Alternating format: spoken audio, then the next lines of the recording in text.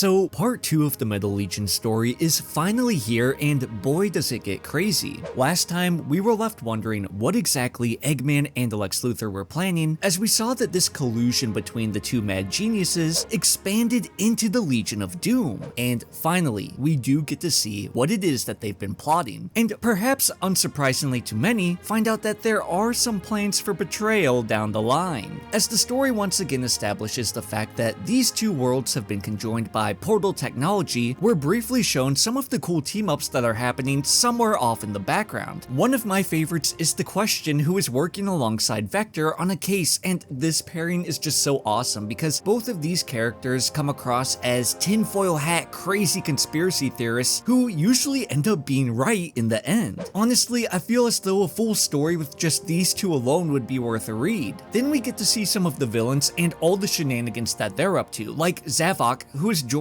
by a very Neanderthalish looking Vandal Savage. And for anyone unfamiliar, yeah, he looks like a caveman because he quite literally is one. Long ago he found a meteorite that made him immortal, and since then he's been up there as a serious Justice League threat. Although I wouldn't hedge your bets on seeing him much because I think this is all we're gonna get in this run. Also, I have to point out the mammoth head behind him because while it's a nod to the fact that he's a caveman, it also seems like it could be a reference to Mammoth Mogul from the Archie comics, and I wouldn't be surprised if it is because there is another nod to an Archie character later on. We also see that Zaz and the Joker are hanging out and riding golf carts around, terrorizing the public. It's a very strange pairing, but they are weird characters, so I can see it working. I really like this page because all these combinations of characters are so fun, and you can tell that they were having a good time thinking about these pairings. However, this page is also such a tease. I would love to see more of what these characters are up to, but this is most likely all we're going to get. Now, as the real story begins, we pick up at Slaughter Swamp inside the headquarters of the Legion of Doom, where it seems that members of this alliance are quickly becoming tired of Eggman's antics. Big surprise, right? None of us saw that coming. Eggman is known for working well with others, right?